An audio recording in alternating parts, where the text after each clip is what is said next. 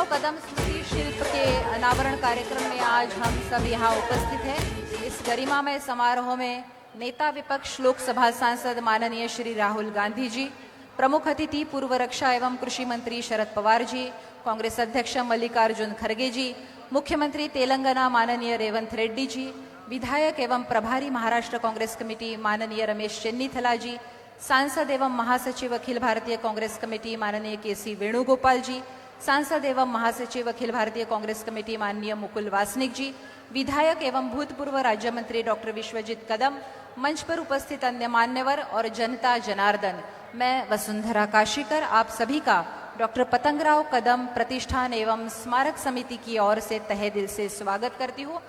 हमें मालूम है कि भारतीय संस्कृति के ऊपर भाष्य करने वाले 20वीं सदी के सबसे महान प्रवक्ता डॉक्टर सर्वपल्ली राधाकृष्णन, इनका जन्म दिवस हम 5 सितंबर शिक्षक दिन के रूप में मनाते हैं। मैं माननीय राहुल जी से अनुरोध करती हूँ कि वे डॉक्टर सर्वपल्ली राधाकृष्णन इनकी तस्वीर को अभिवादन करके कार्यक्रम की शुरुआत करें। 5 सितंबर डॉक्टर सर्वपल्ली राधाकृष्णन, भारत के भूतपूर्व राष्ट्रपति, इनका जन्म दिवस हम शिक्षक दिन के रूप में मनाते हैं। आदर्श गुरु करके वो पूरे विश्व में परिचित थे और उनके इसी गुण के कारण उन्हें राष्ट्रपति पद से नवाजा गया, सम्माना गया। मैं अनुरोध करती हूँ माननीय राहुल जी से, विश्वजीत कदम जी से, स्वागत नंतर next only 4 people will speak. Nana Patole, then Sharad Pawar, Kharge ji and Rahul ji. Okay, बड़ा साहब तार में ये नहीं We'll coordinate, sir. We'll coordinate. We'll coordinate. Only 4 people. Sure. Vishwajeet Kadam स्वागत, नाना पटोले। मैं यहाँ इस बात का जिक्र करना चाहती हूँ कि डॉक्टर पतंगराव कदम जी ने अपने जीवन की शुरुआत जो है वो शिक्षक के तौर पर की। पूना में रैत शिक्षा संस्था के साधना विद्यालय में उन्होंने पार्ट टाइम टीचर की नौकरी की थी और पूरे जीवन भर वह शिक्षक के रूप में सक्रिय रहे, कार्यरत रहे। माननीय राहुल गांधी जी, शरद पवार जी, मल्लिकार्जुन खड़गे जी, डॉक्टर सर्वपल्ली राधाकृष्णन, इनकी तस्वीर को अभिवादन करते हुए रविंद्रनाथ टैगोर जी के शिष्य, रविंद्रनाथ टैगोर जी के शिष्य थे डॉक्टर सर्वपल्ली राधाकृष्णन। पुष्प अर्पण कर अभिवादन किया है। माननीय राहुल गांधी जी ने, मल्लिकार्जुन खड़गे जी ने डॉक्टर राधाकृष्णन जी की तस्वीर का भारतीय संस्कृति के ऊपर भाष्य करने वाले 20वीं सदी के सबसे महान प्रवक्ता, इनका जन्मदिन मनाया जाता है शिक्षक दिन के रूप में। उच्च विद्या विभूषित विनयशील एवं सुसंस्कृत नेता डॉक्टर विश्वजीत कदम जमीन से जुड़े हुए नेता है, मैदान में उतरकर काम करने वाले नेता है। अकाल, बाढ़ और कोरोना काल में वो पूरी ताकत के साथ जनता के साथ खड़े रहे। मैं अनुरोध करती हूँ विश्वजीत जी से कि वे प्रास्ताविक करें।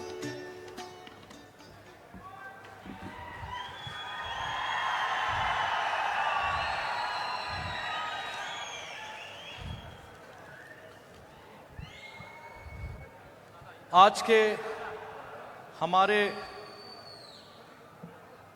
प्रमुख अतिथि, हमारे नेता, देश के नेता, और जो आज केवल और केवल महाराष्ट्र की पवित्र भूमि को, छत्रपति शिवाजी महाराज की इस पवित्र भूमि को आज नमन करने के लिए, खास करके आज सांगली की इस पवित्र भूमि को नमन करने के लिए यहाँ पे आए हैं, वो हम सब के नेता, देश के लोकसभा के विरोधी पक्ष नेता आदरणीय राहुल जी गांधी जी, यहाँ पे उपस्थित आज अखिल भारतीय कांग्रेस कमेटी के अध्यक्ष,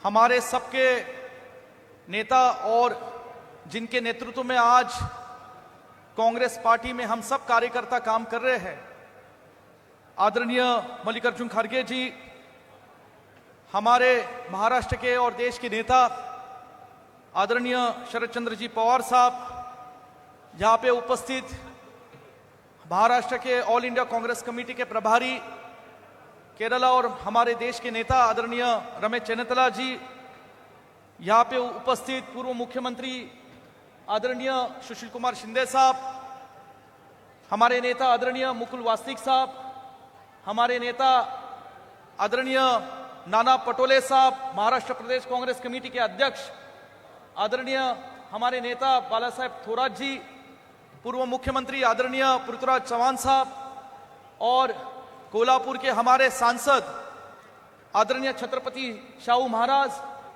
राष्ट्रवादी के स्टेट के नेता आदरणीय जयंत पाटिल जी, यहाँ पे उपस्थित आदरणीय सांसद रजनी पाटिल जी, यहाँ पे उपस्थित हमारे सांगली के सांसद विशाल पाटिल जी, बंटी पाटिल जी और हम सब के बुजुर्ग नेता सांगली जिला के हमारे नेता आदरणीय मोहनराव कदम दादा, उपस्थित यहाँ पे विरोधी पक्ष नेता आदरणीय विजय वडेट्टीवार जी, आदरणीय नसीम खान साहब, आदरणीय माणिकराव ठाकरे जी, उपस्थित सब सांसद, हमारे विश्वविद्यालय के कुलपति डॉक्टर शिवाजीराव कदम सर, सब सांसद, सब एमएलए, पूर्व मंत्री, उपस्थित भाइयों और बहनों, मुझे बहुत खुशी की बात मैं बहुत खुश हूं और ये खुशी की बात है हम सब के लिए कि हम सब के नेता, देश के नेता जो आज लोकतंत्र की लड़ाई देश में हम सब के लिए लड़ रहे, आज वो लोकतंत्र की लड़ाई लड़ने वाले हमारे नेता आदरणीय राहुल जी गांधी आज 5 सितंबर की ये शिक्षक दिन के इस समारोह के लिए केवल सांगली की इस भूमि में हम सबके नेता आदरणीय पतंगराव जी कदम साहब के आज लोक तीर्थ ये मेमोरियल का आज अनावरण करने के लिए यहाँ पे उपस्थित है। आदरणीय राहुल जी, मैं मेरा सौभाग्य समझता हूं कि आप सांगली की इस पवित्र भूमि में आए हैं। जिस तरीके से छत्रपति शिवाजी महाराज ने स्वराज की लड़ाई इस भूमि से महाराष्ट्र पर पूरे हिंदुस्तान में लड़ी थी और ये स्वराज्य जो है वो जनता का हमारा राज है, आम लोगों का राज्य है।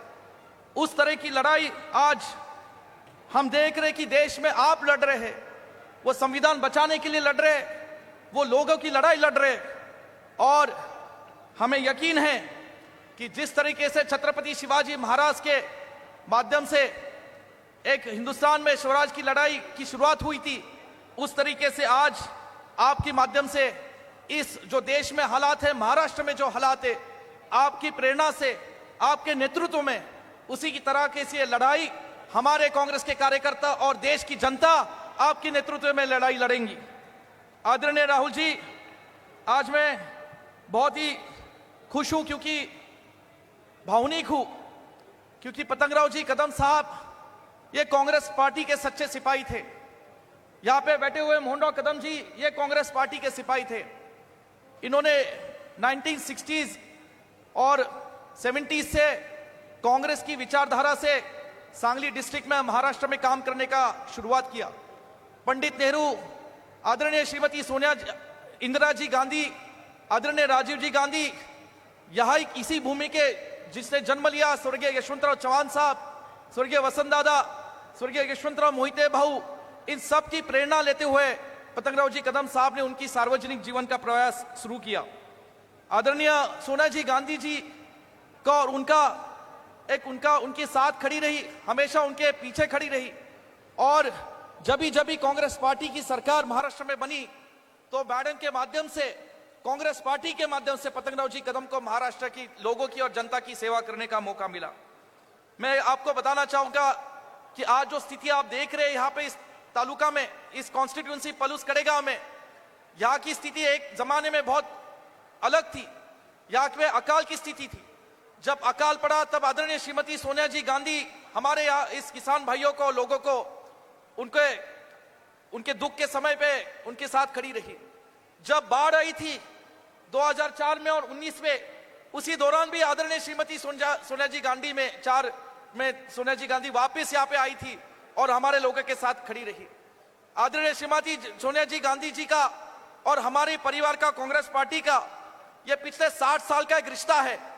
और मैं बताना चाहूंगा, जब मेरे पिताजी बीमार थे, जब सिर्फ उनको पता चला कि मुंबई के हॉस्पिटल में मेरे पिताजी बीमार है, और दूसरे दिन आदरणीय श्रीमती सोनिया जी गांधी पिताजी को मिलने दिल्ली से मुंबई आई थी और हमारे परिवार के साथ उन्हें वक्त बिताया था। ऐसा लग रहा था कि पिताजी सिर्फ उनकी राह देख रहे थे। जब मैडम आके चली गई, उसके 2 दिनों के बाद मेरे पिताजी चल बसे। ये कहने का मतलब है राहुल जी कि आज इतना कांग्रेस पार्टी में उनका लगाव था। जब आप अध्यक्ष बने थे कांग्रेस पार्टी के, वो उनका आखिरी सफर था दिल्ली का। उसके बाद दिल्ली में कभी वो सफर नहीं पाए। आदरणीय राहुल जी, पिताजी का जन्म सीधे साधे किसान परिवार में हुआ। वो उस गांव के पहले 10वीं पास विद्यार्थी थे। खिसे में 7 रुपए लेके उन्होंने पुणे में जाने का साहस किया एक ट्रक में। 3 साल तक वो शिक्षक रहे और उसी स्कूल में रहते थे, दिन में एक बार खाना खाते थे। 1964 में छोटी सी रूम में उन्होंने भारतीय विद्यापीठ का एस्टैब्लिशमेंट किया और उनका एक ही सपना था कि ग्रामीण लोगों को, बच्चों को, किसानों को यहाँ पे इधर शिक्षा का माध्यम मिले। कई साल वो शिक्षा के क्षेत्र में काम करते रहे।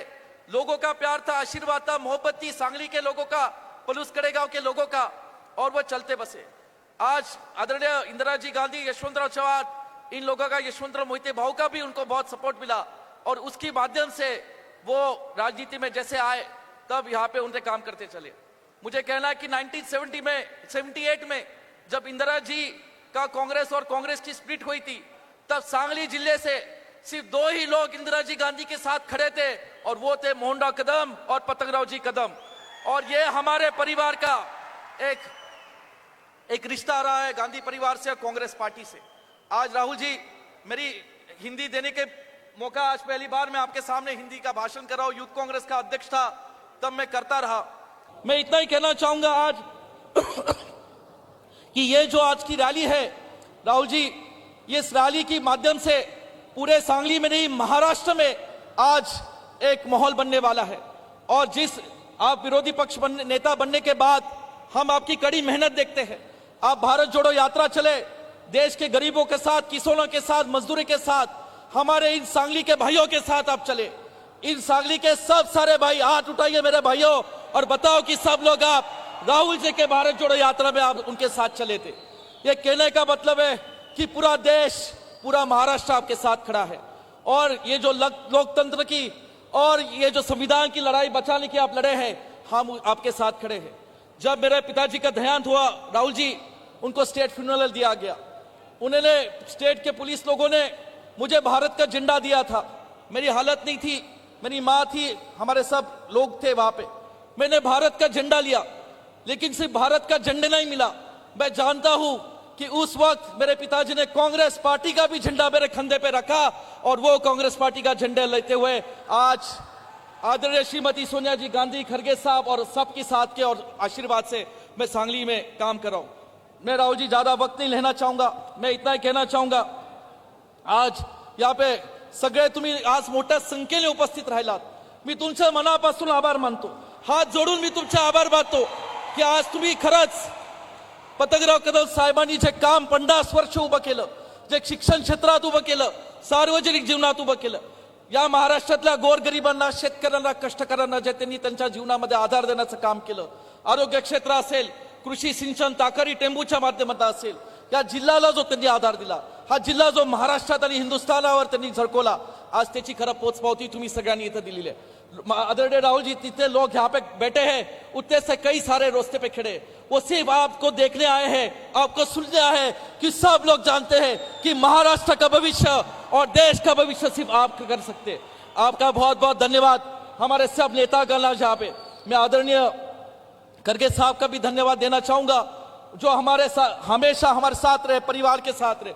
उनका मार्गदर्शन पिताजी को भी था और पूरे आज कांग्रेस पार्टी को और मुझे एक यूथ कांग्रेस के कार्यकर्ता के रूप से मिल रहा है। आदरणीय पवार साहब, ये हमारे पिताजी के साथ और भारतीय विद्यापीठ और ये कॉन्स्टिट्यूशन के साथ, मेरे कदम फैमिली के साथ हमेशा रहे। आदरणीय सुशील कुमार शिंदे जी, रमेश चन्नीतला साहब और आदरणीय नाना पटोले जी और थोरात साहब, ये सब नेताओं का बहुत बहुत शुक्रिया मैं कहना चाहूंगा। क्योंकि पिताजी जाने के बाद इन सब नेताओं ने बहुत मुझे संभाला। थोरात साहब और नाना पटोले साहब, शिंदे साहब ने मुझे संभाला, सब नेताओं ने मुझे आधार दिया, बंटी पाटिल जी ने दिया, और ये सब नेताओं ने मुझे यहाँ पे आज ऐसी यहाँ पे लोगों की सेवा करने की ताकत दी। आज ये जो भीड़ है ये पूरी कांग्रेस पार्टी और यहाँ पे आपको गांधी फैमिली और पद्मराव जी कदम साहब को प्यार करने वाली भीड़ है। आप इस भीड़ को नमन करने के लिए यहाँ पे इस भावना को आज रखने के लिए आज बड़ी यहाँ पे आए, मैं बहुत बहुत धन्यवाद तुमच्या सगळ्यांचे। आज मी खूप म्हणजे तुमचे ज्या गोष्टीची आपण आतुरतेने वाट पाहत होतो, मी तुमचे खूप मनापासून आभार मानतो। खूप खूप प्रेम तुम्ही सगळ्यांनी साहेबांवर केलं, हेच प्रेम मला द्या। मी शपथ घेतो आज माझ्या वडिलांची की या पलूसकडे गावच्या महाराष्ट्र आणि सांगलीच्या लोकांची साहेबांच्या विचारावर आणि काँग्रेस पक्षाच्या विचारावर मी सेवा करत राहील, एवढंच आज या ठिकाणी सांगतो आणि माझे मनोगत थांबवतो। जय हिंद, जय महाराष्ट्र।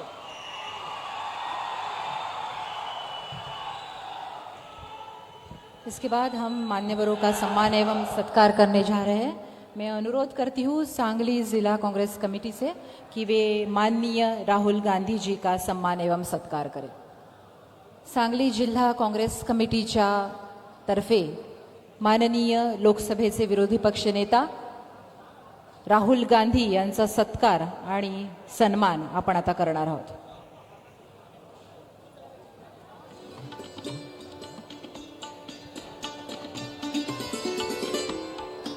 सांगली जिल्हा काँग्रेस कमिटी आपण पुष्पगुच्छ, शॉल आणि छत्रपती शिवाजी महाराजांची प्रतिमा, फोटो राहुल गांधींना देऊन त्यांचा सत्कार करतो आहोत।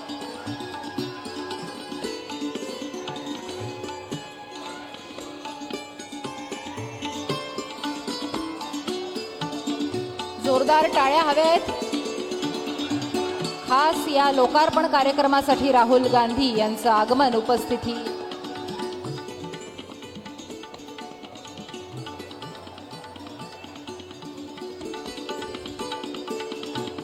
यानंतर काँग्रेसचे अध्यक्ष माननीय मल्लिकार्जुन खरगे यांचा सत्कार मोहनराव कदम दादा माजी आमदार यांच्या शुभ हस्ते होईल अशी मी त्यांना विनंती करते। काँग्रेसचे अध्यक्ष खासदार मल्लिकार्जुन खरगे यांचा सत्कार मोहनराव कदम दादा माजी आमदार यांच्या हस्ते होतो आहे।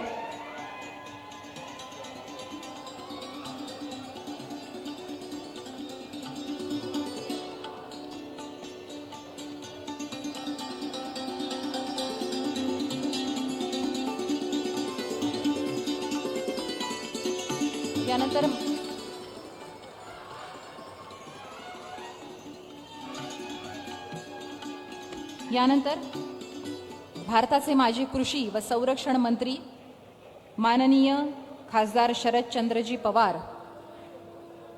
यांचा सत्कार डॉक्टर विश्वजित कदम करतील अशी मी त्यांना विनंती करते। माजी कृषी व संरक्षण मंत्री भारत सरकार शरदचंद्रजी पवार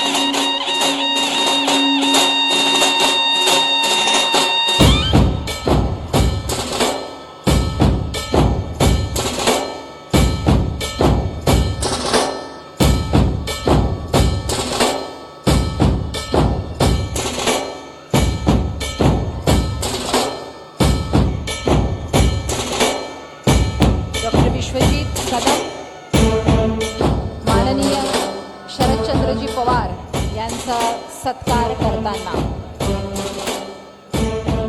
यानंतर आपण भारती विद्यापीठाच्या मातोश्री बयाबाई श्रीपतराव कदम महाविद्यालयामध्ये क्रांतीबाई सावित्रीबाई फुले क्रांतीज्योती सावित्रीबाई फुले ग्रंथालय नामकरण करणार आहोत। मी विनंती करेन माननीय मल्लिकार्जुन खरगे यांना की त्यांनी क्रांतीज्योती सावित्रीबाई फुले हे ग्रंथालयाचं नामकरण तसंच पुण्यश्लोक अहिल्यादेवी होळकर क्रीडागृहाचं नामकरण रिमोट दाबून करावं।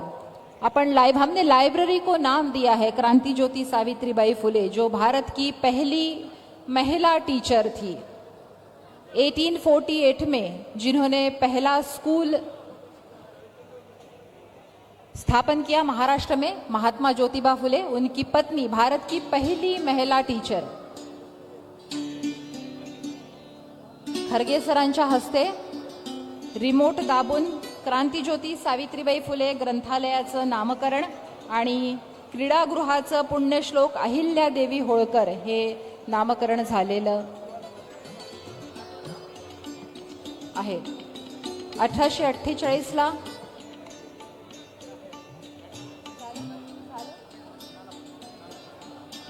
यानंतर मी विनंती करेन महाराष्ट्र प्रदेश काँग्रेस कमिटीचे अध्यक्ष माननीय नानाभाऊ पटोले यांना, त्यांनी आपलं मनोगत व्यक्त करावं।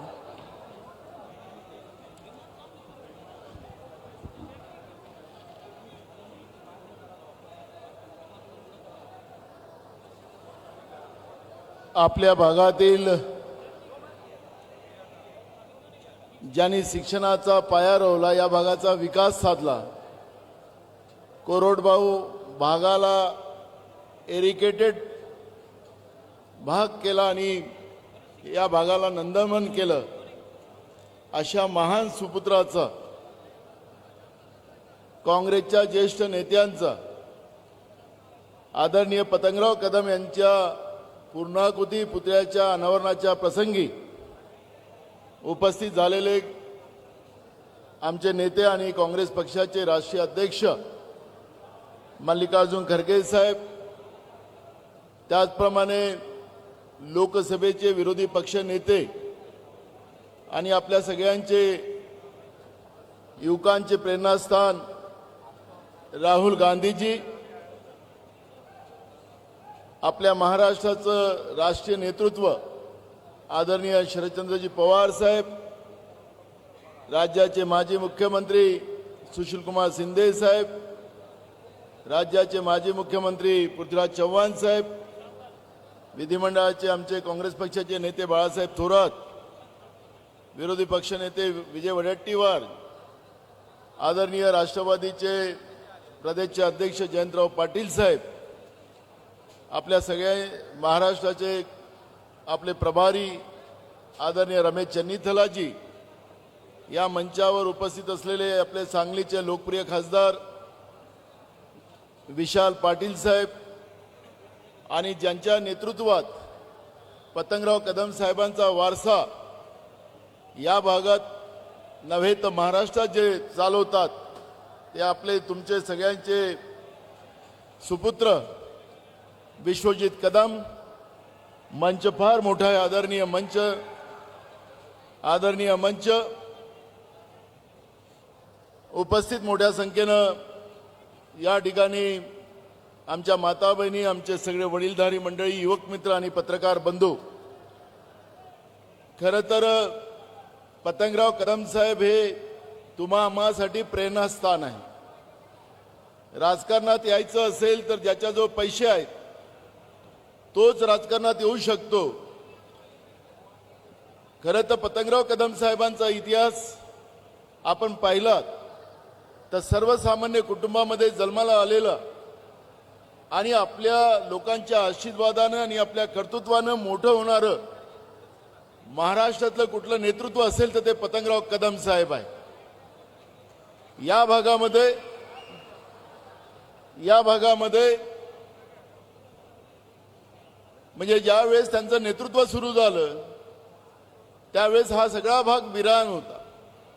आरोग्याच्या सोयी नव्हत्या, शिक्षणाच्या सोयी नव्हत्या, शेतीला पाणी नव्हतं, आणि हळूवार या भागाचा सर्वांगीण विकास करण्याचा एक संकल्प पतंगराव कदम साहेबांनी आपल्या आशीर्वादाने सुरू केला। आणि आज महाराष्ट्रातला सगळ्यात चांगला प्रगत अगर कुठला भाग असेल तर पलूस कडेगाव आहे, असं म्हटलं तर वावगं ठरणार नाही। आणि म्हणून या महान व्यक्तिमत्वाच्या पूर्णाकृती पुतळ्याच्या अनावरणाला आम्हा सगळ्यांना उपस्थित राहण्याचा योग आला। मी आयोजकांचं मनापासून धन्यवाद देतो। या ठिकाणी मी जास्त न बोलता आदरणीय विश्वजित कदम, विशाल पाटील आणि त्यांच्या सगळ्या चमूला मी शुभेच्छा देतो। आणि पुढचा काळ या भागातलं नेतृत्व आपल्या कर्तृत्वाने मोठं व्हावं अशा सदिच्छा देतो आणि माझे 2 शब्द पूर्ण करतो. धन्यवाद.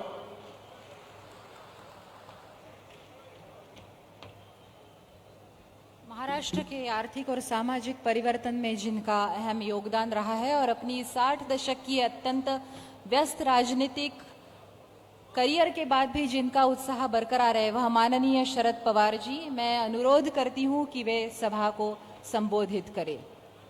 माननीय शरद पवार जी, भूतपूर्व कृषि एवं रक्षा मंत्री, भारत सरकार.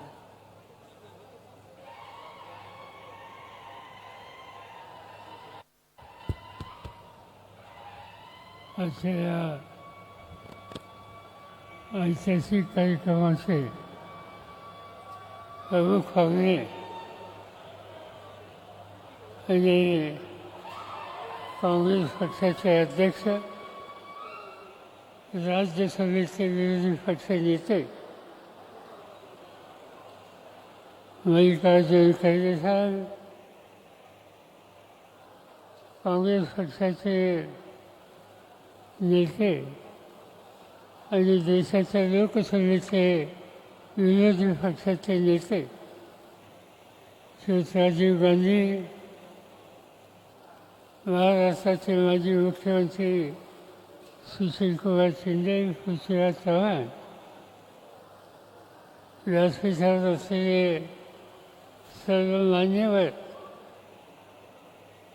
हा सोहळा आयोजित करण्याच्यासाठी ज्यांनी अतिशय कष्ट घेतले, हे महाराष्ट्राच्या तरुण पिढीचे नेते विश्वजित कदम, व्यासपीठाचे सगळे मान्यवर आणि उपस्थित सहकारी बंधू भगिनी, आजचा दिवस या ठिकाणी आल्याच्या नंतर महाराष्ट्राच्या कानाकोपऱ्यातून सार्वजनिक जीवनामध्ये काम करणाऱ्या महत्त्वाच्या मान्यवरांची उपस्थिती आज कडेगावात या परिस्थितीमध्ये आहे. आणि त्याचं महत्त्वाचं कारण डॉक्टर फत्तनरावजी कदम यांचं अखंड स्मरण व्हावं यासाठी पुतळ्याचं अनावरण आणि अन्य कार्यक्रम आज या ठिकाणी आयोजित केलेले होते. हा एकेकाळचा जुना सातारा सांगली असा हा जिल्हा. सातारा आणि सांगली या जिल्ह्यानं महाराष्ट्राचा इतिहास घडवला. आपण यशवंतराव चव्हाणांची आठवण करतो. चव्हाण साहेबांचा जन्म याच प्रांगणामध्ये झाला. स्वातंत्र्याच्या नंतर आणि स्वातंत्र्य संग्रामामध्ये झोकून देण्याच्या संबंधीची भूमिका घेणारे वसंतदादा पाटील त्यांचंही स्मरण आपल्याला या जिल्ह्याचा स्वातंत्र्याचा इतिहासाचा उल्लेख करायचा म्हणल्यावर या ठिकाणी करावा लागतो.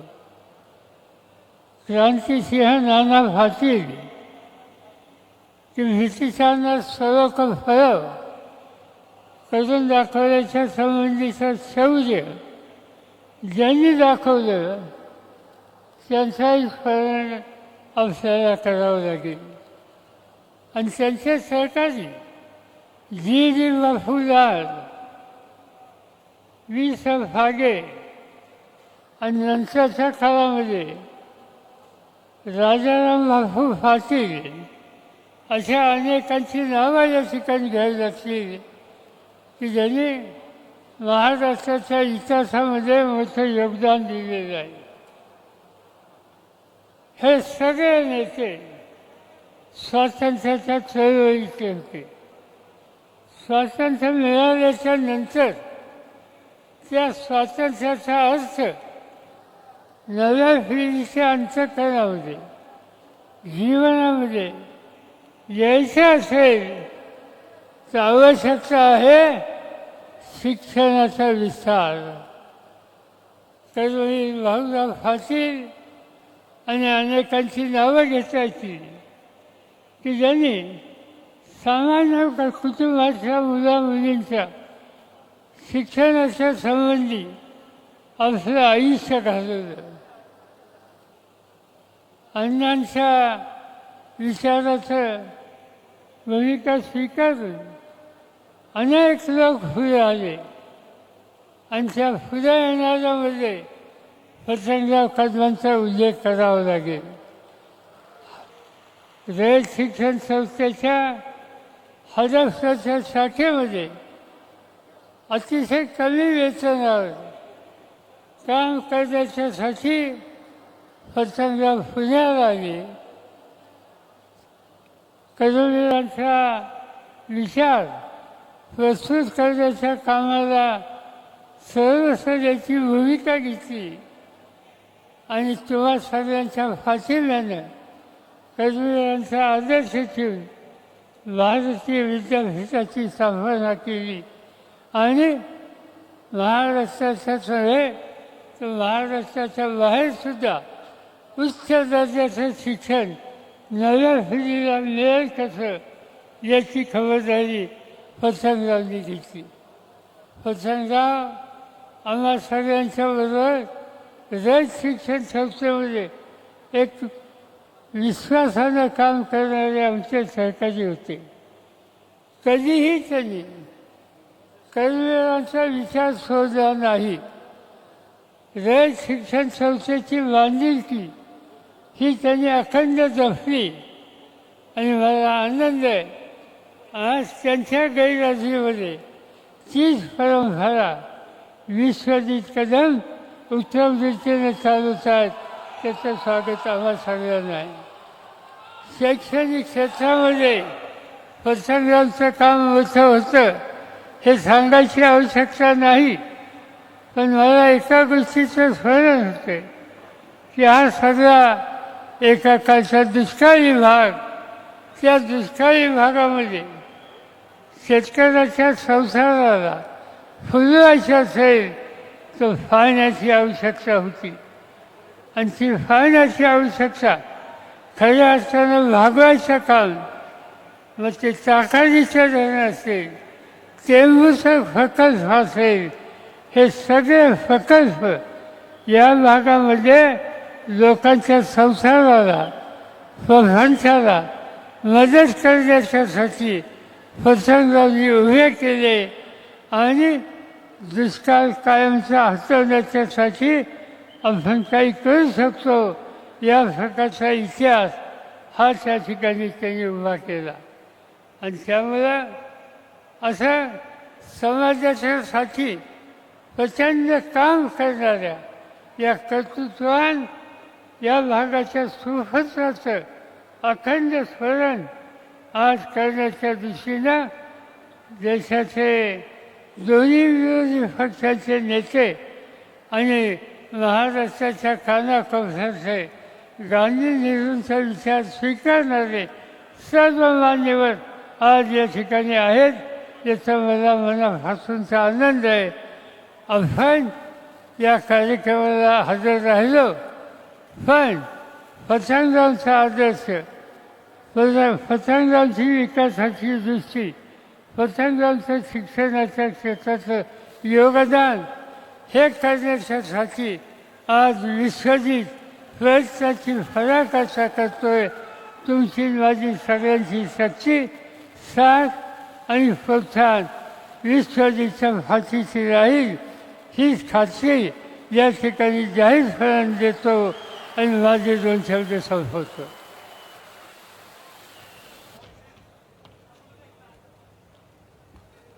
इस देश की संसद में अपनी गरिमामय उपस्थिति से माहौल को सबसे ज्यादा धरती पर लाने वाले व्यक्ति मल्लिकार्जुन खड़गे, आज़ादी के बाद के भारत का चलता फिरता दस्तावेज खड़गे जी है. मैं अनुरोध करती हूँ माननीय मल्लिकार्जुन खड़गे जी से कि वे सभा को संबोधित करें. अखिल भारतीय कांग्रेस के अध्यक्ष माननीय मल्लिकार्जुन खड़गे जी। ओके, अभी मैं उस नेता को आमंत्रित करने जा रही हूं जिसने अपनी अनंत ऊर्जा से समाज के प्रत्येक तबके के प्रति मित्र भाव और भारत को जानने में अपनी दीवानगी में एक तूफान खड़ा कर दिया। यह एक ऐसे व्यक्ति है जो अपनी आलोचना के प्रति निरपेक्ष रहे। मैं आमंत्रित करती हूं माननीय राहुल गांधी जी को, लोकसभा नेता विपक्ष, देश के युवाओं के आशा के केंद्र।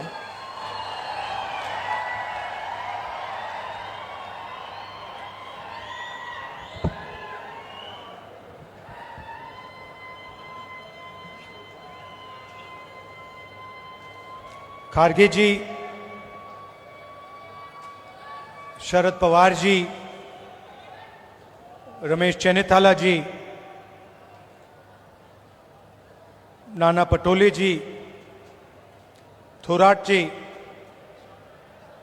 वडेट्टीवार जी, सतेज बंटी पाटिल जी, विशाल पाटिल जी, विश्वजीत कदम जी, स्टेज पे सीनियर वरिष्ठ नेता, कांग्रेस पार्टी के और गठबंधन के नेता, भाइयों और बहनों, कांग्रेस पार्टी के हमारे बब्बर शेर कार्यकर्ताओं,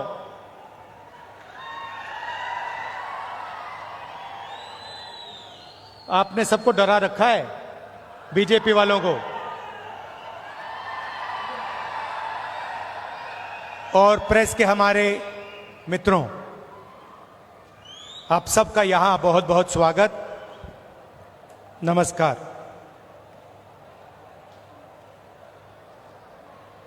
आज यहां आकर मुझे बहुत खुशी हो रही है। कदम जी की याद में हम यहां आए हैं। उन्होंने अपनी पूरी जिंदगी कांग्रेस पार्टी को, महाराष्ट्र को, देश को दी, विकास का काम किया, शिक्षा का काम किया और कांग्रेस पार्टी के साथ पूरे दिल से पूरी जिंदगी भर वो खड़े रहे। जब इंदिरा गांधी जी चुनाव हारी थी तब भी कदम जी उनके साथ थे। 2 बजे रात को उनकी मीटिंग ऑर्गेनाइज की थी, 2 बजे रात को पब्लिक मीटिंग ऑर्गेनाइज की थी। तो आज हम उनकी याद करते हैं। महाराष्ट्र प्रोग्रेसिव स्टेट है, अलग अलग लोगों ने यहां पर प्रोग्रेसिव काम किया, जनता को एक साथ लेकर इंस्पायर किया, और वो लोग महाराष्ट्र को रास्ता दिखाते हैं। बहुत लंबी लिस्ट है। शिवाजी महाराज जी, शाहू महाराज जी, फूले जी, अंबेडकर जी, इन सब ने महाराष्ट्र को नहीं मगर पूरे देश को जीने का तरीका, प्रगति और इंस्पिरेशन दिया। और मैंने खारगे जी से आज कहा, कांग्रेस प्रेसिडेंट है तो अंदर की बात आपको बताता हूं। हम जैसे ही लैंड किए तो मैंने खारगे जी से कहा कि खारगे जी, मैंने एक बात नोटिस की है। तो उन्होंने कहा, क्या? मैंने कहा, मैं आपके साथ कर्नाटक जाता हूं तो आप बहुत खुश हो जाते हो, जैसे ही आप जहाज से उतरते हो चेहरे पे मुस्कान होती है, मगर मैंने एक और बात देखी है, जब आप महाराष्ट्र आते हो तब भी आप बड़े खुश होते हो, आपके चेहरे पे मुस्कान होती है। तो 1 सेकंड में उन्होंने जवाब दिया, राहुल, महाराष्ट्र में कांग्रेस पार्टी की विचारधारा बहुत गहरी घुसी हुई है, इसलिए जब मैं यहां आता हूं मुझे खुशी होती है।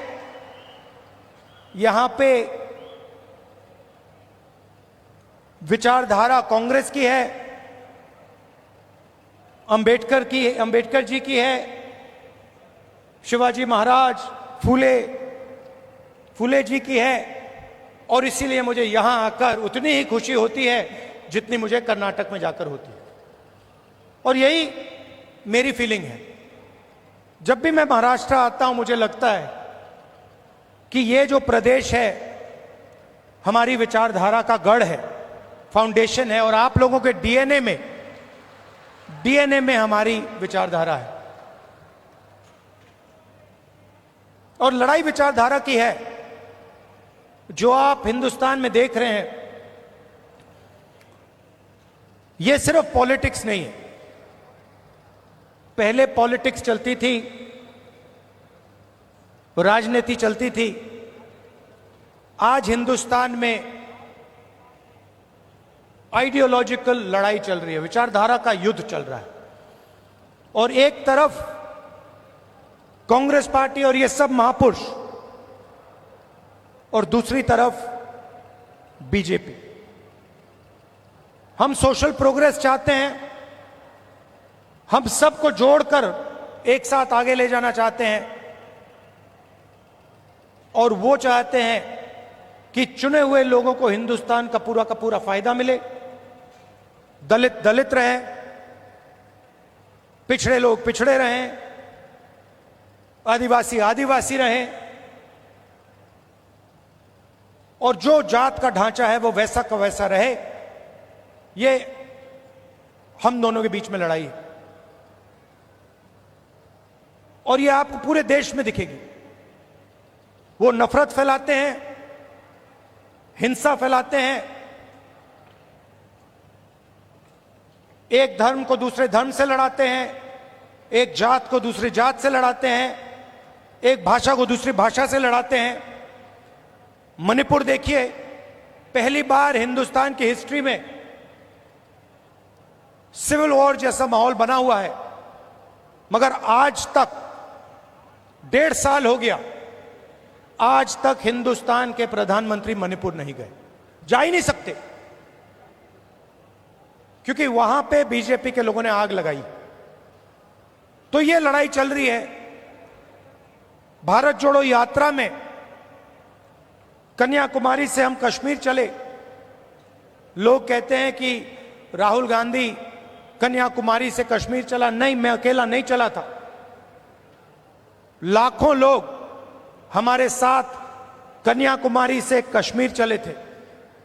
महाराष्ट्र में, केरल, तेलंगाना, उत्तर प्रदेश, मध्य प्रदेश, हर प्रदेश के लोग चले थे, और एक लक्ष्य था जो एक लाइन में हमने कह दिया, नफरत के बाजार में मोहब्बत की दुकान खोलनी। हमें नफरत की राजनीति नहीं चाहिए, नफरत का हिंदुस्तान नहीं चाहिए, हमें मोहब्बत की राजनीति चाहिए, मोहब्बत का हिंदुस्तान चाहिए। हम भाईचारा देखना चाहते हैं, हम एक दूसरे की इज्जत करना चाहते हैं। यह फर्क है। आप देखिए, देश के कोने कोने में ये लोग नफरत फैलाते हैं, और ये नई चीज नहीं है, ये सदियों से कर रहे हैं।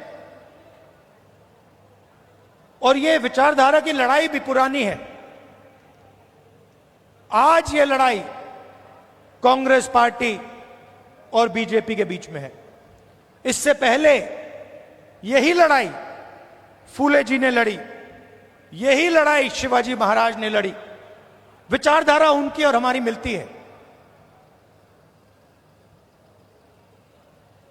उनकी विचारधारा में और कांग्रेस पार्टी की विचारधारा में कोई फर्क नहीं। चाहे वो अंबेडकर जी हों, शाहू जी महाराज हों, शिवाजी महाराज हों, फूले जी हों, अगर आप उनको पढ़ें, उनके आइडियाज को देखें, समझें, तो आपको पता लगेगा कि फूले जी के आइडियाज, अंबेडकर जी के आइडियाज, शिवाजी महाराज के आइडियाज हमारे कॉन्स्टिट्यूशन में आज है। और चुनाव में हमने साफ कह दिया कि लड़ाई विचारधारा की है। बीजेपी के लोग हिंदुस्तान के संविधान को खत्म करना चाहते हैं। सीधी सी बात है, आप देख लीजिए, जहां भी ये अपने लोग डाल सकते हैं वहां ये अपने लोग डाल देते हैं। चाहे वो इलेक्शन कमीशन हो, चाहे वो शिक्षा के इंस्टीट्यूशंस हो, लीगल सिस्टम हो, ब्यूरोक्रेसी हो, ये मेरिट नहीं देखते हैं। आज हिंदुस्तान में इनकी आंखों में एक ही तरीका का मेरिट है। अगर आप आरएसएस के हो तो मेरिट है, अगर आरएसएस के नहीं हो तो आपके लिए इन संस्थाओं में कोई जगह नहीं। और हर रोज ये कॉन्स्टिट्यूशन पर आक्रमण करते रहते हैं, कोई ना कोई नया तरीका ये निकालते रहते हैं। हमने जाति जनगणना की बात की, हमने कहा कि देखिए, देश में पता लगाना है कि किसकी कितनी आबादी है और किसका कितना हक बनता है। मैंने कुछ गलत बोला? सही बोला ना कि यह पता लगाना है, अलग अलग वर्ग के लोग हैं, ये कितने हैं, इनकी आबादी कितनी है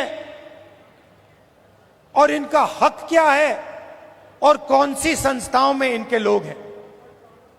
एक प्रकार से हम स्नैपशॉट लेना चाहते हैं कि हिंदुस्तान में आज क्या हालात हैं। बीजेपी के लोग एकदम कहते हैं नहीं, हमने दबाव डाला, न्याय यात्रा की, और पहले ये सारे के सारे लोग कहते थे कि जाति जनगणना के हम खिलाफ हैं। आरएसएस के लोग कहते थे, बीजेपी के लोग कहते थे, इनके नेताओं के बयान हर रोज आते थे कि जाति जनगणना नहीं होना चाहिए। हमने दबाव डाला और कुछ दिन पहले कंफ्यूजन में आरएसएस कहती है कि हां, जाति जनगणना जरूरी है। अगर आप आज कह रहे हो कि जाति जनगणना जरूरी है, तो पिछले 6 महीने में आप क्या कह रहे थे? मैं आपको बता रहा हूं, पार्लियामेंट में हमने कहा है, पार्लियामेंट के फ्लोर में, लोकसभा में मैंने कहा है, कुछ भी हो जाए जाति जनगणना करवाएगी कांग्रेस पार्टी, करवाएगी, हमारा गठबंधन करवाएगा। क्योंकि हम जानना चाहते हैं, हम देश की सच्चाई समझना चाहते हैं। इस देश के धन का फायदा किसको हो रहा है, कौन से वर्ग को हो रहा है, किसको नहीं हो रहा है, यह हम जानना चाहते हैं और यह हम काम करवा के दिखाएंगे। भाइयों और बहनों, आज हमने कदम जी की मूर्ति का उद्घाटन किया और जब मैं वहां था, मैं सोच रहा था कि कदम जी ने 60 साल आपके साथ काम किया, ट्रांसपेरेंसी के साथ, मोहब्बत के साथ उन्होंने काम किया, ईमानदारी के साथ उन्होंने काम किया। 60 साल में उन्होंने आपसे कभी माफी नहीं मांगी। क्यों नहीं मांगी? क्योंकि जरूरत नहीं पड़ी। यह सच्चाई है। माफी वही मांगता है जो गलत काम करता है। जिसने गलती ही नहीं की उसको माफी किस चीज की मांगनी है? यहां कुछ ही दिन पहले शिवाजी महाराज की मूर्ति बनाई गई और मैंने अखबार में पढ़ा कि प्रधानमंत्री ने कहा मैं शिवाजी महाराज से माफी मांगता हूं। अब मैं ये समझना चाहता हूं प्रधानमंत्री जी ने किस कारण माफी मांगी? अलग अलग कारण हो सकते हैं। पहला कारण हो सकता है कि ये जो मूर्ति थी इसका कॉन्ट्रैक्ट आरएसएस के एक व्यक्ति को दी गई। पहला कारण यह हो सकता है। शायद प्रधानमंत्री जी कह रहे हैं कि नहीं, मैंने गलती की, मुझे ये कॉन्ट्रैक्ट आरएसएस के व्यक्ति को नहीं देनी थी, ये मुझे कॉन्ट्रैक्ट मेरिट पे देना था। शायद वो गलती हो सकती है। दूसरी गलती हो सकती है कि मूर्ति के बनने में भ्रष्टाचार हुआ, चोरी हुई। शायद प्रधानमंत्री इसके लिए माफी मांग रहे हैं कि मैंने जिसको कॉन्ट्रैक्ट दिलवाया उसने भ्रष्टाचार किया, महाराष्ट्र के लोगों से चोरी की। यह कारण हो सकता है। तीसरा कारण हो सकता है कि आपने शिवाजी महाराज की मूर्ति बनाई, उनकी याद में आपने मूर्ति बनाई और आपने इतना भी ध्यान नहीं दिया कि वो मूर्ति खड़ी रहे। मैं आपको गारंटी देता हूं, कदम जी की जो मूर्ति बनी है ना, आप यहां 50, 60, 70 साल बाद आ जाइए, यहां आपको दिखेगी।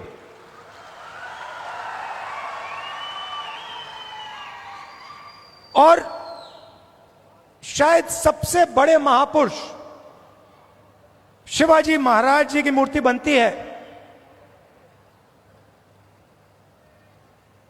और कुछ ही दिनों में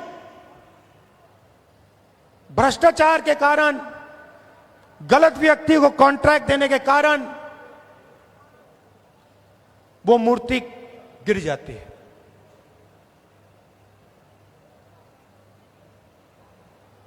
शिवाजी महाराज का अपमान किया है और प्रधानमंत्री को सिर्फ शिवाजी महाराज से माफी नहीं मांगनी चाहिए। अगर माफी मांग रहे हैं तो महाराष्ट्र के हर व्यक्ति से माफी मांगनी चाहिए और प्रधानमंत्री जी को यह भी समझाना चाहिए कि आप सिर्फ 2 लोगों की सरकार क्यों चलाते हो। जहां भी हम देखते हैं बड़े से बड़े कॉन्ट्रैक्ट अदानी और अंबानी जी को मिलते हैं। मैंने पार्लियामेंट में भाषण दिया। पार्लियामेंट में किसी का नाम लिया जा सकता है, मगर पहली बार मुझे कहा गया कि पार्लियामेंट हाउस में अपने भाषण में मैं अदानी और अंबानी का नाम नहीं ले सकता हूं। तो फिर मैंने कहा ठीक है भैया, आप चाहते हो कि मैं ना लूं, मुझे कुछ ना कुछ तो कहना पड़ेगा। अगर अंबानी अदानी नहीं चाहते हैं तो मैं कुछ और कह देता हूं। तो मैंने उनका नया नाम बनाया है A1 और A2। पूरा का पूरा काम A1 और A2 का हो रहा है। प्रधानमंत्री जी ने इसके लिए माफी किसी से नहीं मांगी।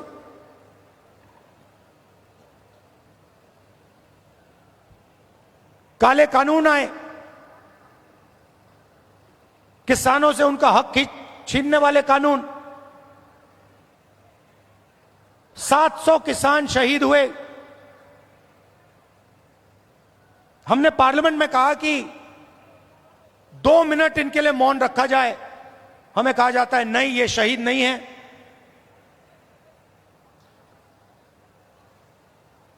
दो लोगों को फायदा पहुंचाने के लिए हिंदुस्तान के सारे स्मॉल और मीडियम बिजनेसेस को खत्म कर दिया। जो लोग इस देश को रोजगार देते हैं उनको नोटबंदी से, गलत जीएसटी से आपने खत्म कर दिया। अरबपतियों का रास्ता खोलने के लिए उनसे भी आप माफी मांगिए, नोटबंदी की माफी मांगिए, गलत जीएसटी की माफी मांगिए। और नतीजा क्या है कि आज अगर युवा रोजगार चाहता है, सिर्फ महाराष्ट्र में नहीं, पूरे देश में कहीं भी अगर रोजगार चाहता है, उसे रोजगार नहीं मिल सकता। क्यों? क्योंकि जो कंपनियां उसे रोजगार देती थी, जो छोटी कंपनी थी, मिडिल साइज कंपनी थी, वो सब बंद हो गई, खत्म हो गई। भाइयों और बहनों, अंबानी और अदानी इस देश को रोजगार नहीं दे सकते हैं। रोजगार कौन दे सकता है? रोजगार छोटे बिजनेस वाले दे सकते हैं, रोजगार मीडियम साइज बिजनेस वाले दे सकते हैं, जो छोटी फैक्ट्रियां चलाते हैं, मिडिल साइज फैक्ट्रियां चलाते हैं, जो चीजें बनाते हैं, ये लोग दे सकते हैं। आज हिंदुस्तान में नया मॉडल है, चाइना का माल आता है, वही 10-12 अरबपति उस माल को बेचते हैं। आप मोबाइल फोन के पीछे देख लीजिए मेड इन चाइना, शर्ट के पीछे देख लीजिए मेड इन बांग्लादेश, जूते के नीचे देखिए made in Vietnam, made in Maharashtra, made in India, आपको कहीं नहीं दिख सकता। और ये सारा का सारा माल ये अरबपति बेचते हैं। नुकसान किसका होता है? हिंदुस्तान के युवाओं का होता है। हिंदुस्तान के जो छोटे बिजनेस हैं, मिडिल साइज बिजनेस हैं, जो चाइना का मुकाबला कर सकते हैं, उनका होता है। फायदा किसका होता है? नरेंद्र मोदी जी की मार्केटिंग होती है, अदानी और अंबानी जी का फायदा होता है। और दो हिंदुस्तान बन रहे हैं, एक अरबपतियों का, उसमें 20-25 लोग हैं, और दूसरा मजदूरों का, किसानों का, बेरोजगार युवाओं का। भाइयों और बहनों, 16 लाख करोड़ रुपए, 16 लाख करोड़ रुपए नरेंद्र मोदी जी ने इन 20-25 लोगों का कर्जा माफ किया है। किसानों का आज तक कर्जा माफ नहीं किया है। हमने 70,000 करोड़ रुपए किया था जब हमारी सरकार थी। आप सोचो, 70,000 करोड़ रुपए से हिंदुस्तान के सारे किसानों का कर्जा माफ किया था। इन्होंने 16 लाख करोड़ रुपए 22-25 लोगों को दिया है। ये हमारी लड़ाई है। हम चाहते हैं कि एक हिंदुस्तान हो। अगर बैंक के दरवाजे अरबपतियों के लिए खुले हैं, तो बैंक के दरवाजे किसानों के लिए, मजदूरों के लिए, युवाओं के लिए खुले होने चाहिए। अगर उनका 16 लाख करोड़ रुपए माफ हो रहा है, तो फिर गरीबों का भी 16 लाख करोड़ रुपए माफ होना चाहिए। और अगर गरीबों का 16 लाख करोड़ रुपए माफ नहीं हो रहा है, तो फिर उनका नहीं होना चाहिए। हम सिर्फ न्याय की बात कर रहे हैं। और यही लड़ाई महाराष्ट्र में है। आप यहां का इंफ्रास्ट्रक्चर देखिए, यहां बेरोजगारी देखिए। Thank you. बेरोजगारी देखिए, हर एरिया में आपको भ्रष्टाचार दिखेगा। जहां भी आप देखोगे सड़क बनती है, भ्रष्टाचार, सरकारी भ्रष्टाचार से बनी है, सरकारी चोरी करके बनी है, सरकारी एमएलए को पैसा बन के दे के बनी है। ये बीजेपी की सरकार नहीं है, ये आपकी सरकार थी। इसको तोड़कर चोरी करके ले गए ये लोग। तो जहां भी आप देखोगे आपको भ्रष्टाचार मिलेगा। बाहर के लोग यहां आकर आपके कॉन्ट्रैक्ट ले जाते हैं, दूसरे स्टेट के लोग यहां आकर आपसे कॉन्ट्रैक्ट छीन जाते हैं। ये हम बदलना चाहते हैं। और मैं जानता हूं कि आप सब कांग्रेस पार्टी के कार्यकर्ता, मोहब्बत की दुकान वाले कार्यकर्ता, बब्बर शेर, मैं जानता हूं कि यहां पे आप महाराष्ट्र की सरकार लाने जा रहे हो। अपना खून पसीना देकर महाराष्ट्र की जनता की सरकार, किसानों की सरकार, बेरोजगार युवाओं की, मजदूरों की सरकार, हर वर्ग की सरकार आप लाने जा रहे हो। जहां भी आपको मेरी जरूरत होगी मैं आ जाऊंगा। आपको सिर्फ ऑर्डर देना है कि राहुल आपको यहां आना है, यहां आना है, यहां आना है, मैं हाजिर हो जाऊंगा। अंत में मैं आप सबको दिल से धन्यवाद देता हूं कि आप यहां आए, इतने प्यार से आपने मेरी बात सुनी। धन्यवाद, नमस्कार, जय हिंद। राहुल गांधी जी की भारत जोड़ो यात्रा या आज़ादी के बाद का कांग्रेस का सबसे बड़ा जनसंपर्क अभियान, इसका वर्णन किया जाए तो अतिशयोक्ति नहीं होगी और भारत को समझने की बड़ी ईमानदार कोशिश उन्होंने इससे की है। इसके बाद मैं आमंत्रित करने जा रही हूं मल्लिकार्जुन खड़गे जी को। मैं अनुरोध करती हूं कि वे सभा को संबोधित करें। इस देश की संसद में अपनी गरिमामय उपस्थिति से माहौल को सबसे ज्यादा धरती पर लाने वाले व्यक्ति मल्लिकार्जुन खड़गे जी।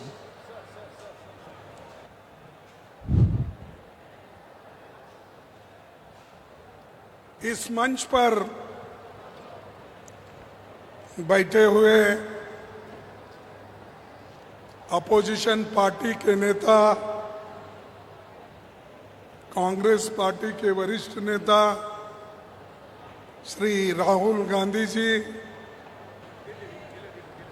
सीनियर लीडर वरिष्ठ नेता श्री शरद पवार जी, रमेश चेन्निताना जी, नाना पटोले जी, सुशील कुमार शिंदे जी, पृथ्वीराज चौहान जी, बाळा साहेब थोरात जी, विजय वडेट्टीवार जी, बसून घ्या, सतेज बंटी पाटील 5 जी, मिनिटच आहेत, बसून घ्या. विशाल पाटिल जी, सर्वांना विश्वजीत विनंती, कदम बसून घ्या. जी और मंच पर बैठे हुए सारे नेतागण और यहाँ पर पधारे हुए भाइयों बहनों, मेरे किसान भाइयों, माताओं, युवा लीडर्स और मीडिया के मेरे दोस्तों, मैं ज़्यादा वक्त आपका नहीं लेना चाहता हूं क्योंकि अभी तो हमारे सभी नेता आपके सामने अपनी बात रखी है। मैं महाराष्ट्र के लोगों को और महाराष्ट्र के विचारधारा को पहले से ही समझता हूं। छत्रपति शिवाजी महाराज, छत्रपति शाहू जी महाराज की ये धरती है, इस धरती को मैं प्रणाम करता हूं। लोकमान्य तिलक, महात्मा फुले, सावित्रीबाई फुले और बाबा साहब डॉक्टर अंबेडकर जैसी कई विचारधाराओं के और समाज सुधारकों ने इस विचारधारा को जो फैलाया है वो सिर्फ महाराष्ट्र वालों ने किया है। इस धरती के सपूत और कांग्रेस पार्टी के नेता पूर्व उप प्रधानमंत्री वाईबी चौहान, वसंत दादा पाटिल समेत सभी प्रमुख नेताओं को यहाँ पर मैं नमन करता हूँ और उन्होंने जो योगदान दिया है उससे ये महाराष्ट्र बन चुका है।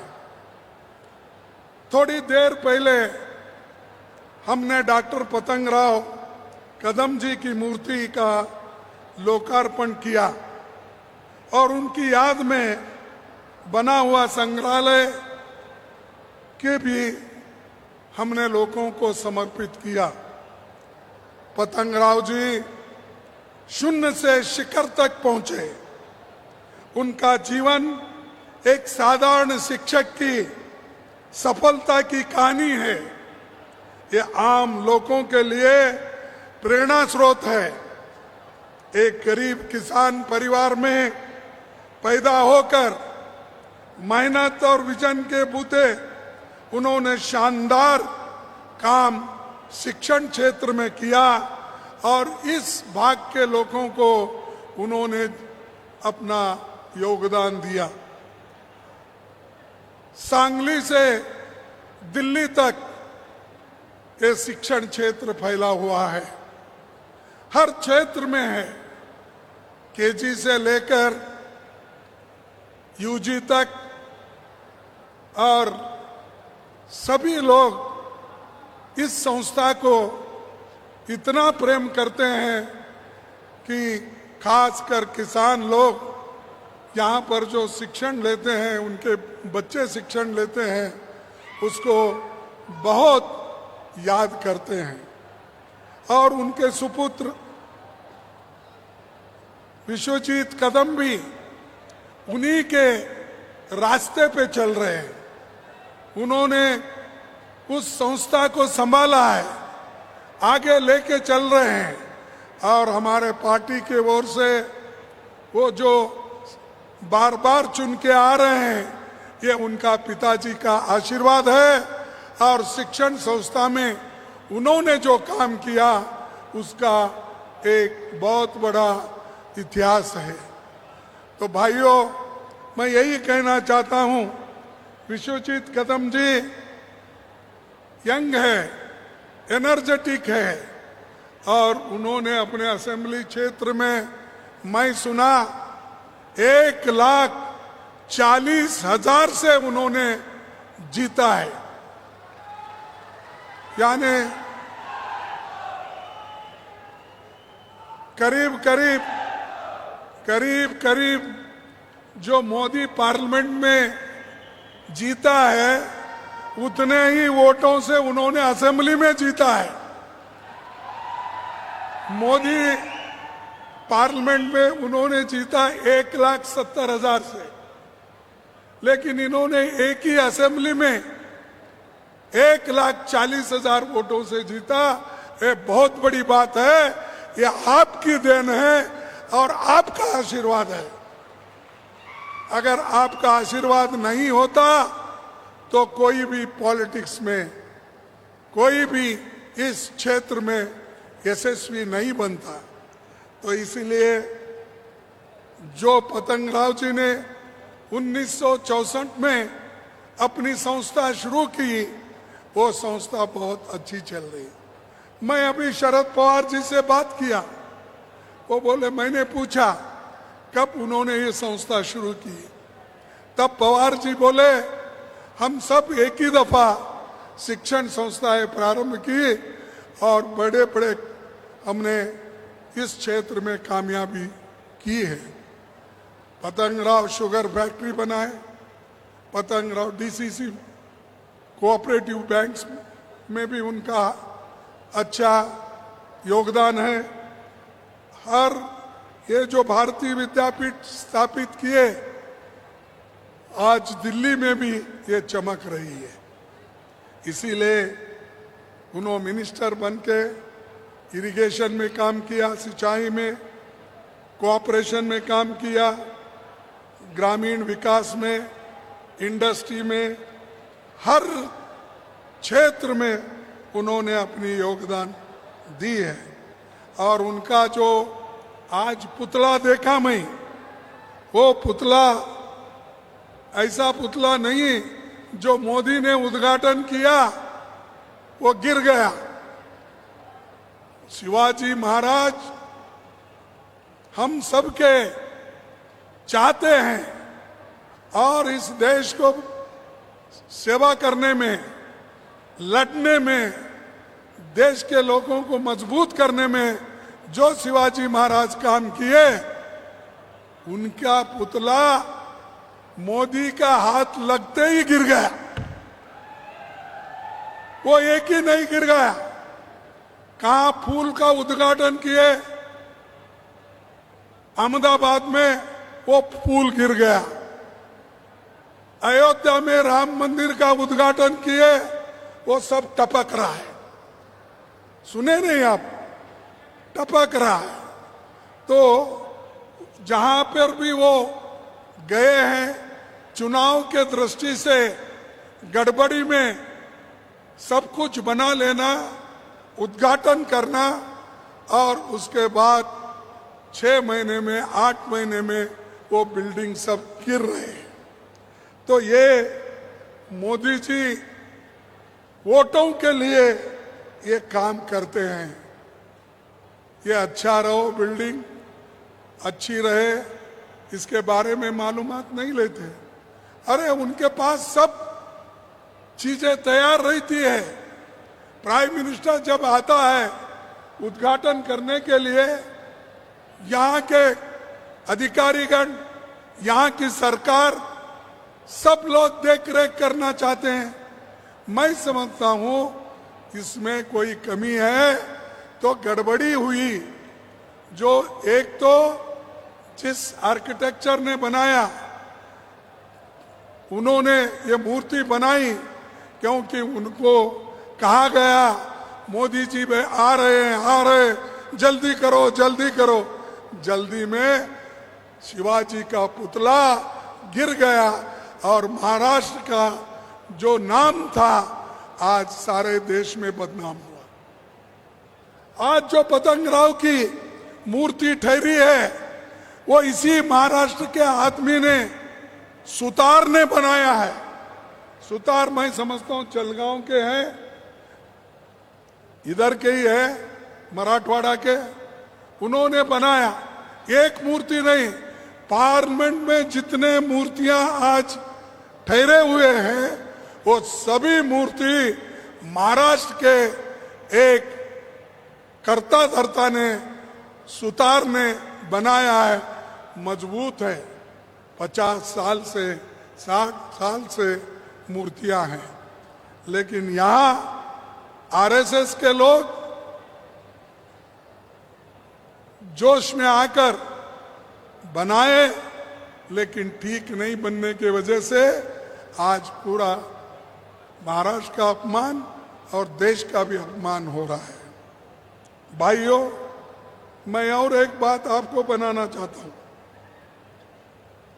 एजुकेशन में आरएसएस अपना हाथ फैला रही है, सिलेबस चेंज कर रही है और संविधान को भी हटाना चाहती है। संविधान को हम हटाना नहीं, हाँ उसका मजबूत, हम संविधान को मजबूत रखने के लिए हम काम करेंगे। राहुल गांधी जी ने तो बीड़ा उठाया, संविधान को हम बचाएंगे, संविधान की रक्षा करेंगे। ये कहकर उन्होंने सारे देश में दौरा किया और संविधान को बचाने के लिए उन्होंने जो काम किया, आज गठबंधन की मेजॉरिटी नजदीक आ गई। अगर 20 सीट हमको मिलते तो मोदी सरकार आपको दिखती नहीं थी। ये मैं इसलिए बोल रहा हूं, आपके हाथ में है संविधान को बचाना, संविधान को निकालना, ये आपके हाथ में है। मोदी और आरएसएस ये तो इसको निकालना चाहते हैं संविधान को। बाबा साहब अंबेडकर बनाया हुआ संविधान को खत्म करना चाहते हैं। वो चाहते हैं, इससे पहले भी जब संविधान बना तब दिल्ली में, नागपुर में इन्होंने ये कहा कि ये जो भारत का संविधान बाबा साहब अंबेडकर ने जो बनाया है, वो बाबा साहब नहीं कहते थे, अंबेडकर ने जो बनाया है वो ठीक नहीं है। मनुस्मृति में जो कानून है जो चीजें विचारधारा है ये संविधान में नहीं है। इसीलिए इस संविधान को हम नहीं मानते। ये कहा तुम देखिए, पढ़िए। और मेरे को ताजुब होता है कि महाराष्ट्र की विचारधारा, अरे ये फुले की विचारधारा है या अंबेडकर की विचारधारा है, छत्रपति शिवाजी महाराज की विचारधारा है, इसको आप भूल रहे हो और उनको पनपने दे रहे हो महाराष्ट्र में बीजेपी के नाम से। और जो सही शिवसेना कौन सी है, परसों इलेक्शन में आप देखे हैं, सही शिवसेना हमारे आघाड़ी के साथ है, सही एनसीपी शरद पवार के साथ है, ये सब सही लोग हमारे साथ है, नकली लोग उधर है। इसीलिए आपको सोच समझ के इस पार्लियामेंट, इस असेंबली इलेक्शन में आप पूरा महाराष्ट्र विकास आघाड़ी को मदद करना चाहिए, उसको लाना चाहिए, तभी देश की सुरक्षा हो सकती है। हम हमारे लिए नहीं कर रहे, ये देश के संविधान को बचाने के लिए, आप सबके हकूक को बचाने के लिए।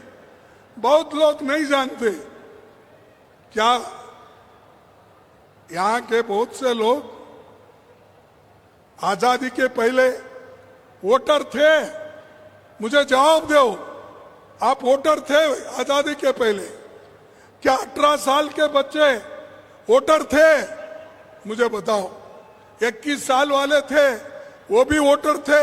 नहीं। जब संविधान आया, बाबा साहब अम्बेडकर, पंडित जवाहरलाल नेहरू और कॉन्स्टिट्यूंट असेंबली के लोग मिलकर तुमको आजाद वोटिंग दिलाई। स्त्री को, पुरुष को, नौजवानों को, सबको अगर वोटिंग का अधिकार मिला, ये कांग्रेस के वजह से मिला। और ये बाबा साहब अम्बेडकर के संविधान, नेहरू जी की सोच, इसके वजह से मिला। कम से कम ये तो सोच लीजिए। लेकिन आज जो लोग संविधान को विरोध किए, उनके हाथ में सत्ता आपने सौंपी है। ये काम किसने किया? ये मोदी ने किया। तोड़ फोड़ का काम कौन कर सकते हैं सिवाय मोदी के? सबको तोड़ने का। महाराष्ट्र में तोड़े, इससे पहले कर्नाटक तोड़े, गोवा तोड़े, मणिपुर तोड़े, सब जगह तोड़ दिए।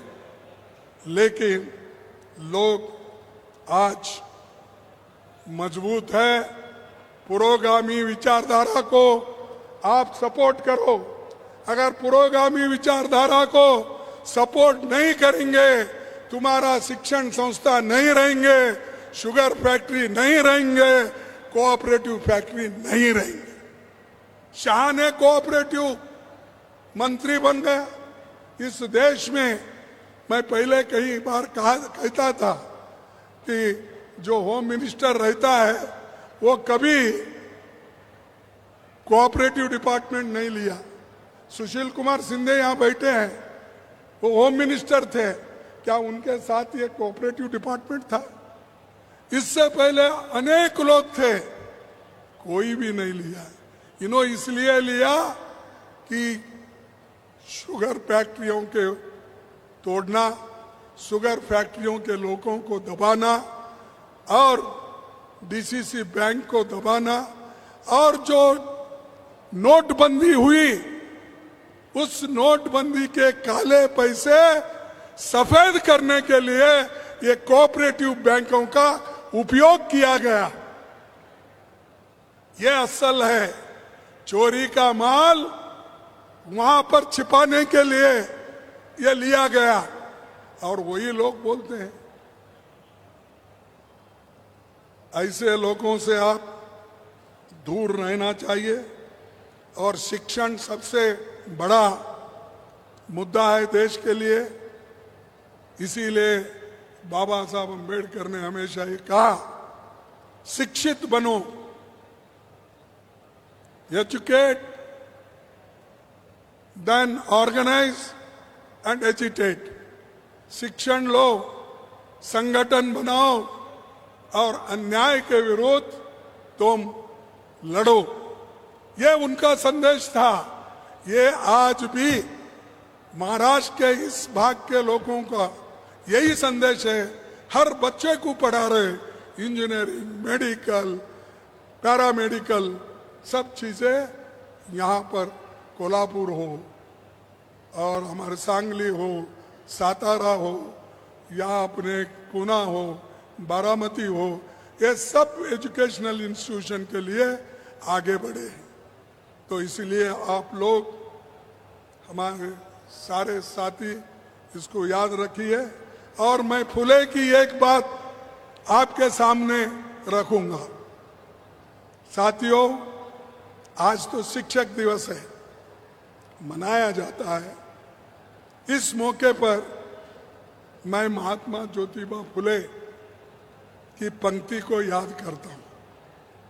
विद्ये विना मती गेली। काय गेला? मती बोले तो क्या है मालूम? विद्ये विना मती गेली, मती विना नीति गेली, नीति विना गति गेली, और गति विना वित्त गेले, वित्त विना सूत्र खचले, इतके अनर्थ एका अविद्ये ने केले। यानी जिसके पास विद्या नहीं है वो कुछ भी काम का नहीं है। और विद्या के शूद्रों को नहीं मिला आसानी से। ये संविधान आने के बाद सब शूद्रों ने स्कूल खोला, कॉलेज खोला, इंजीनियरिंग कॉलेज खोला, मेडिकल कॉलेज। इसका तो याद रखिए। अरे जो लोग तुम्हारे को नजदीक आने नहीं देते थे, पढ़ने नहीं देते थे, पढ़ना है तो मनुस्मृति को लेकर वही पढ़ते थे, दूसरे कोई नहीं पढ़ते थे। लेकिन हमको याद नहीं है। अरे हम स्कूल के बाहर बैठते थे, आपको याद नहीं है। आप अंदर अभी आ गए तो आपको नजदीक नहीं बिठाते थे, वो भी आपको याद। फिर क्या याद रखेंगे आप? ऐसा ही राज इस देश में आरएसएस और बीजेपी लाना चाहती है। ऐसे ही राज, ऐसे ही शिक्षा, मनु की शिक्षा विचारधारा को ये शिक्षण क्षेत्र में लाना चाहते हैं। इसके लिए आप मजबूत बनना है। इसके लिए डेमोक्रेसी को आप टिकाना है। अगर डेमोक्रेसी को आप टिकाएंगे नहीं तो समझिए कि हमको बुरे दिन आने वाले हैं। भाइयों, ये जो मैं आपसे कह रहा हूं, ये दिल से कह रहा हूं, क्योंकि हम लोग पिछले का याद नहीं रखेंगे। जो हमारे लिए लड़े हैं, आजादी के लिए लड़े हैं, इनके लिए हमको याद रखना है। और आजादी आने के बाद जो आज मेवा खाते बैठे हैं, उनको आप कहना चाहिए, भाइयों बस मेहनत करा मुर्गा, अंडा खाया फकीर, ऐसा होता है, तुम्हारा बस करो। मेहनत तो अपने लोग किए, कांग्रेस के लोग किए, और जो लोग लड़ते हैं वो किसी को डरते नहीं। अब राहुल गांधी जी ने हमेशा अपनी बात रखने में कभी डरे नहीं और डरेंगे भी नहीं। और पार्लियामेंट में जब उन्होंने बात शुरू की अपोजिशन पार्टी के नेता के रूप में, तब सब कुछ उन्होंने बताया। सब भगवान के साथ उन्होंने बोला शंकर जी कैसे हैं, क्या बोलते हैं, किस विचारधारा के, गुरु नानक कैसे हैं और पैगंबर कैसे हैं। हर नेताओं के, हर जो धर्म के मुखिया हैं, उनके फोटो देखकर सब लोग परेशान हो गए। ये मोदी कभी अपेक्षा नहीं किए थे। मोदी जी हमेशा सिर्फ अपने विचारों से चलते हैं। कैसा दबाना, ईडी में कैसा दबाना, सीबीआई लेकर कैसा दबाना, विजिलेंस को लेकर कैसा करना, ये काम मोदी करते हैं।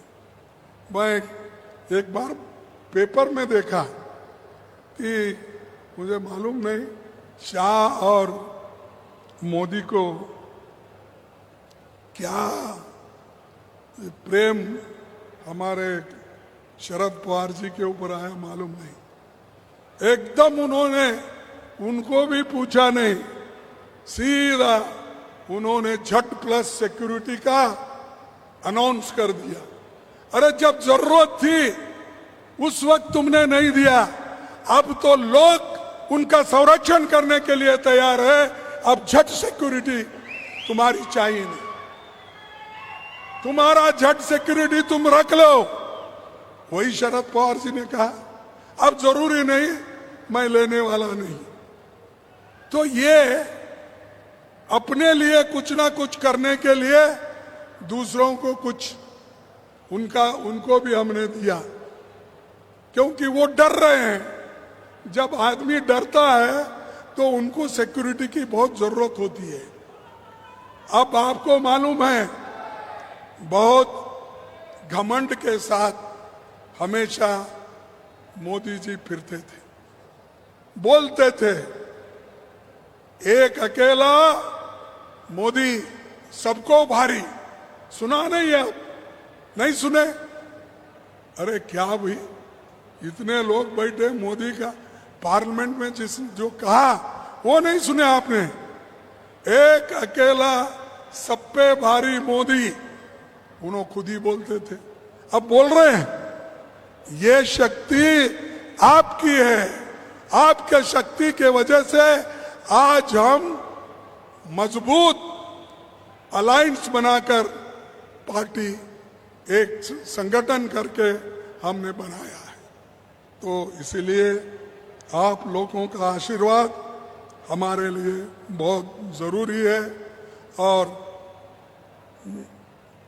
खास करके महाराष्ट्र में हमारी आघाडी बहुत मजबूत है। आमची आघाडी फार मजबूत आहे, त्याला कोणी हलवणार नाही। आम्ही टक्कर द्यायला तयार आहोत आणि तिन्ही पार्टी मिळून जे काम आज करत आहोत आणि राहुल गांधीजींनी जे सगळ्यांना एक मंत्र दिले की डरो मत, कोणी भ्यायचं नाही। तुम्ही भीला, डर गए तो मर गए, उठेंगेच नाही। त्यासाठी तुम्ही एक होऊन ह्या इलेक्शन मध्ये जसं तुम्ही पार्लमेंट इलेक्शन मध्ये एक होऊन आम्हाला सगळ्यात जास्ती सीट दिला आघाडीला, त्याचप्रमाणे आघाडीची सरकार आणा आणि महाराष्ट्रात सुख संपत सगळं येते। ते सगळे भांडून आलेत, त्यांच्याकडे काही नाही आणि सगळे नकली पार्टी आहेत।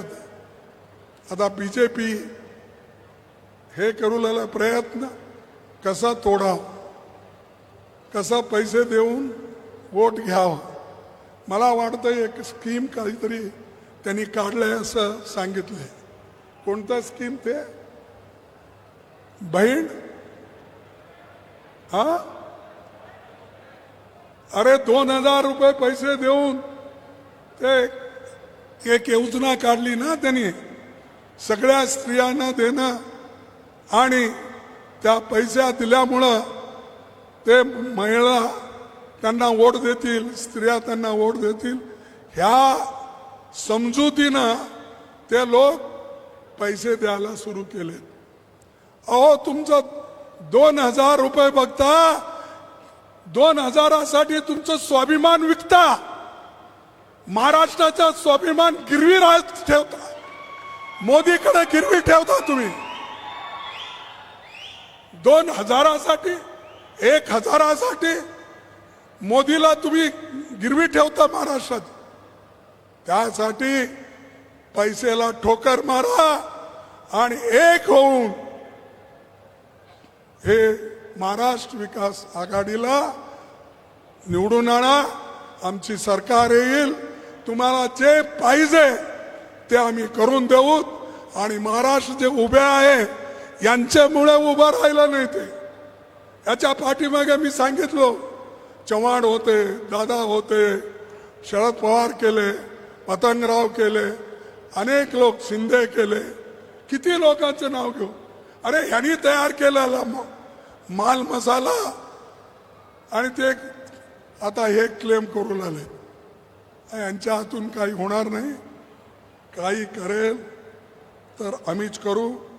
आणि आमच्यामुळं देशात अगोदरपासून शेतकरीकडे आम्ही लक्ष दिलंय. आणि शुगर फॅक्टरीज आणि सामान्य जनताला शिक्षण देण्याचं काम हे सगळं आम्ही केलंय. म्हणून ते आम्ही धैर्याने सांगू शकतो. तुम्ही काय केलं सांगा. फोडणं आणि तोडणं, दुसरं काही काम नाही. त्यासाठी जास्त मी न सांगता एवढंच सांगतो. आणि आता इलेक्शन येऊ लागलेत. हरियाणामध्ये इलेक्शन आहेत आणि जम्मू काश्मीरमध्ये आहेत, महाराष्ट्रामध्ये आहे, त्याच्यानंतर झारखंडमध्ये आहे. हे सगळे इलेक्शनमध्ये आम्ही जिंकतो. जिंकल्यानंतर महाराष्ट्र अगर जिंकलं सारा देश जिंकेल. महाराष्ट्र जर जिंकेल सारा देश जिंकेल. आणि मोदीची सरकार थोड्याच वेळात जाईल.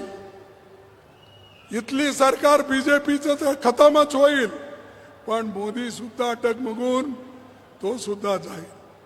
एवढंच विनंती तुमचं करतो. तुम्ही सगळे लोक एक होऊन आम्हाला पाठिंबा द्या, सहकार द्या. आणि तुमच्या आशीर्वादानं आम्ही चांगली सरकार महाराष्ट्रात बनवू. नमस्कार. जय हिंद, जय भीम, जय महाराष्ट्र. काय झालं? सांगली जिल्ह्याच्या बहुजन समाजाच्या वतीनं राहुल गांधी यांना गोंगडा आणि काठी आणि खरगे साहेबांना ढोल देऊन या ठिकाणी त्यांचं स्वागत करण्यात येत आहे. यानंतर कार्यक्रमाचं आभार प्रदर्शन खासदार पाटील सर करतील अशी मी त्यांना विनंती करते.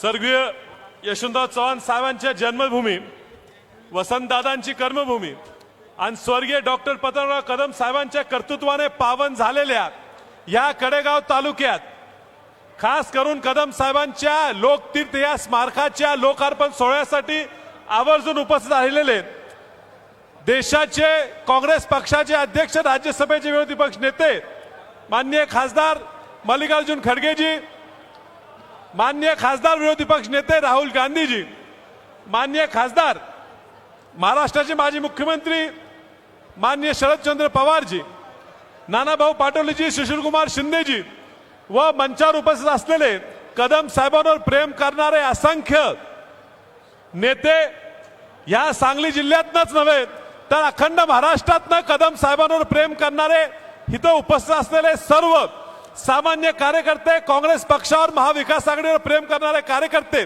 आपल्या सर्वांना आपण ह्या कार्यक्रमात सामील झाला याबद्दल तुमच्या सर्वांचे आभार मानतो. या ठिकाणी तुम्हाला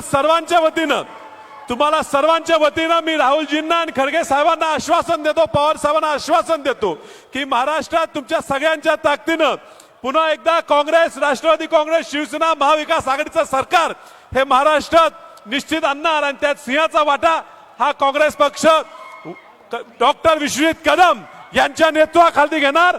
महाराष्ट्रात नव्हे तर सांगलीत 8च्या 8 आमदार हे आपल्या महाविकास आघाडी निवडून येणार. पुन्हा एकदा आपल्या सर्वांना खूप खूप आभार.